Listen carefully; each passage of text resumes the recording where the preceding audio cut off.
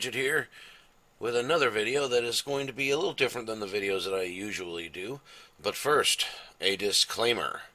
See, on one of my videos I was getting over a cold, as I am now, and I heard from someone.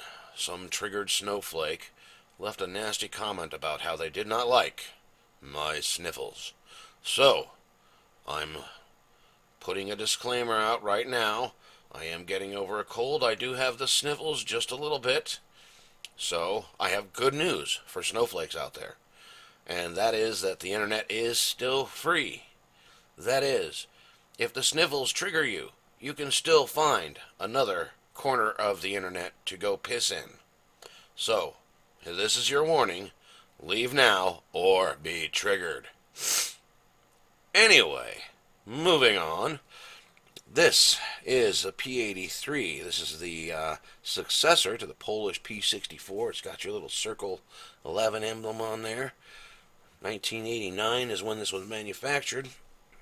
This is not going to be a disassembly or assembly video because I am right in the middle of my process where I'm getting ready to do this sort of a video.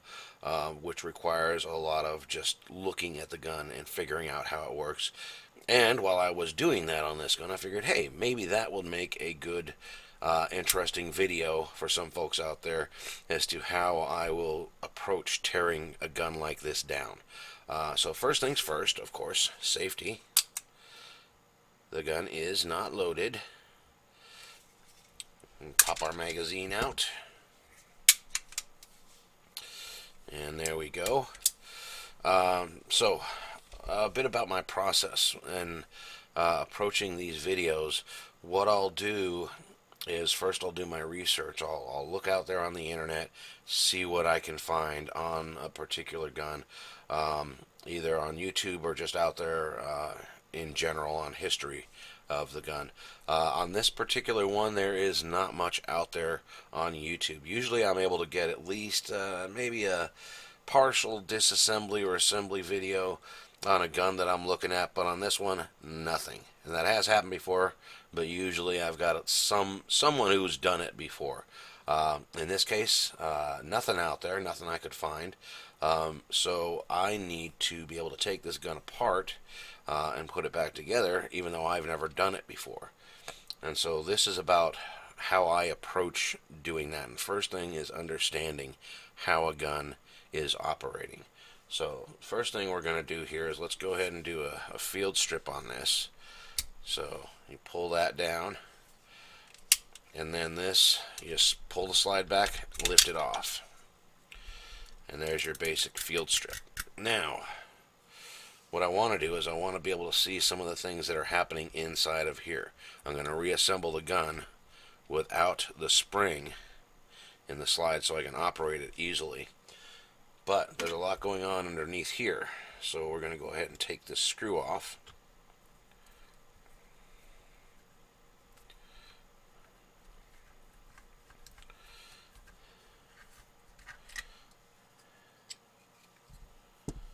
And there we go. Okay, so now this allows us to see a lot about this gun, and let me go ahead and grab my focus here.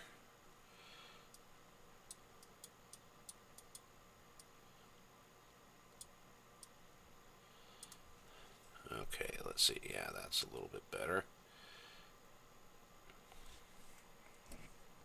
And one of my flashlights. Okay, so first things first on here. Right inside here. Let me see if I can get a good look at this. Oh, that does not want to show you. As I'm bumping my camera and everything. Trying to get a good view. There it is. Inside there is a spring that is on a post. It is very similar to the P-64 and how it's arranged. Basically, that spring down inside of there is holding the trigger bar in on this side. So there's a spring in there that I know is keeping that in, and much like the, there it is, much like the P-64, that spring needs to come off there.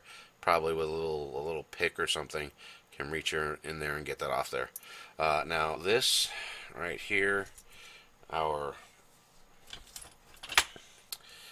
takedown mechanism for removing the slide. This looks like it does not want to come out, and it would be a pain in the butt. There's probably a strong spring in there, and then there's two detents that this is riding in and out of. So probably a strong spring with two detents that it's riding in and out of, and that would probably be more of a pain in the neck than it's worth to try to get that out of there. So that I'm going to go ahead and leave in. Of course, the barrel, you can remove the barrel, but it's one of those things where why? Unless the barrel needs to be removed for some purpose, you don't need to take that out. So those two things will not be coming out. Here we've got your slide lock and your spring, and that is attached. The spring is attached to the hammer pin, which it looks like is going all the way over on this side. Now we've got our hammer strut and our hammer spring right here, and the hammer spring is also the mag spring, the magazine release. And it looks like, if you look right here, it's riding right in there. This is just floating in there, I'm betting. So when this whole thing comes out, when I remove this pin, oops, get this on camera here, when I remove this pin for the hammer, this is going to be under some spring tension, even if it's in a forward position, because it still needs to retain that spring tension on here for the mag release. So as I'm going to be pulling this out, that's going to be one of the areas I'm going to want to watch for, is that this is going to want to jump out on me. Okay, so let's see here. So we've got our trigger bar right here. We've got this spring down in here. It's very similar to another spring on the P-64 where it's riding in this little channel here. Okay, so that's an important part of the mechanism to understand. And look at the orientation of that. It's hooked right here. So that's how that's putting spring tension on there. Now, an interesting thing I noticed about this gun is that the sear, which is this piece right here, is usually inside the frame of any gun. But on this gun, if you notice, go over here, that's the sear right here on the outside of the frame. Trigger bar right here, here's your sear, and this little piece right here that's attached to your trigger bar, that's your disconnector. So your disconnector is actually connected to the trigger bar, and it's on the outside of the frame of the gun. And the sear is kind of half in and half out of the frame. It's a very interesting design. I've never seen something like that before.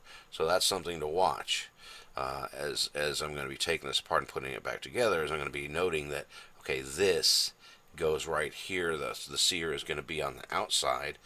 Then we have the sear pin that's right here. And then, of course, we have our disconnector, which is riding inside the sear. So I'm going to want to watch how I'm going to remove that. As I take this pin out over on this side, I'm going to want to be watching how that's going to come out of there. It looks like there's enough room for it to be just lifted up and maybe twisted out a little bit, but I'll have to look and see how that's going to be, how that's going to work.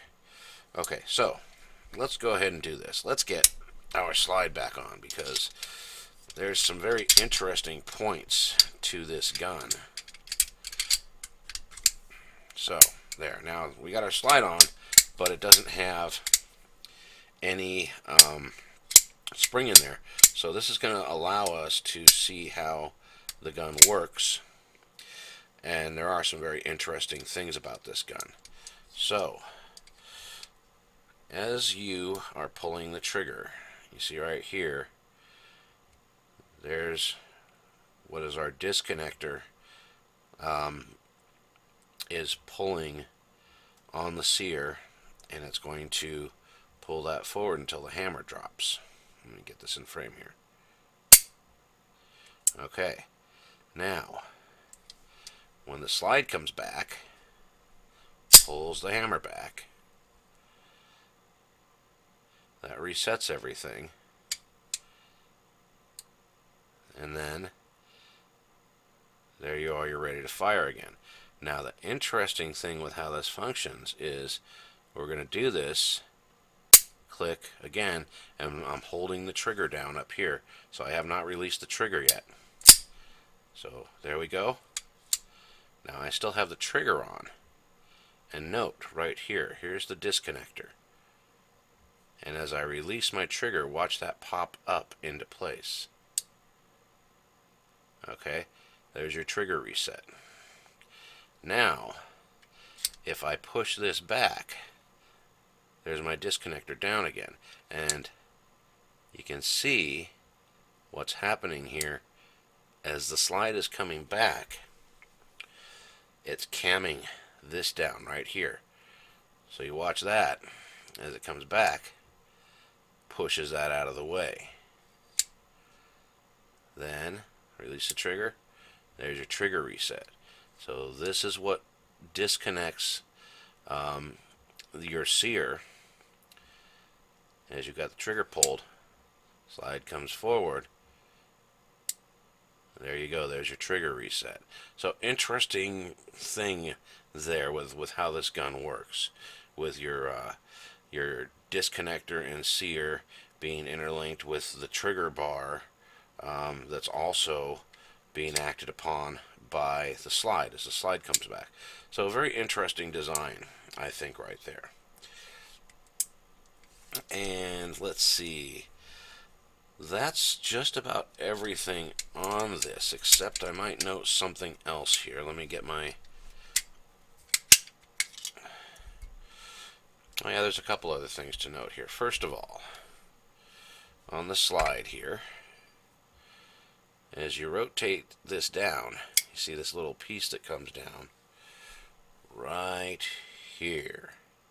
That piece right there. As you rotate your trigger, your safety, see, that's going to go out of the way, and then that's going to come down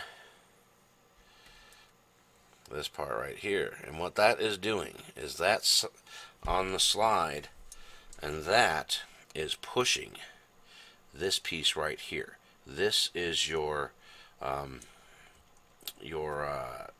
hammer release, your safety release on the hammer. This I've done it before. It's kind of stiff, but if you push forward on this with a tool, then it will drop the hammer. So that's your decocker on this.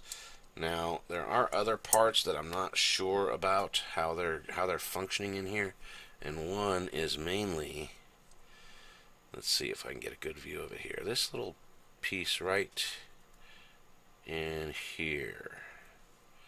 Not too sure how that relates to the sear. That little piece that's it's part of the double action trigger system on this. So I'm not sure exactly how that is functioning in the gun, but that's something to watch when I'm taking it apart. Okay, so of course we have a spring down inside here. We have this little guy right here. And we've also got a spring right underneath here. Let me see if I can get a good light on that in there. Yeah, that spring right in there. The spring right there. You can see that right there. That looks like it's a sear spring. So that's another one that I'm going to have to watch for as I'm taking this apart. Let's see. Other things I've noticed about this gun is that the safety is, the safety lever is probably going to come out very similarly to the P-64. it looks like what you need to do is you need to have it in the fire position, and then you can push back on the firing pin, and then that will allow you to, if I can get this to work with me here. Yeah, okay. Basically, as you're working this, you see how that firing pin is now going way out there on this side. Yeah, that firing pin. I'm guessing what I'm going to need to do is have it in that extended spot, grab onto that with some locking pliers, and then hold that, because after you have this in this much of the way, then you can also push that in further and then move your trigger, your safety release down further, and I'm guessing that is what's going to allow this to come out. But that's going to be tricky.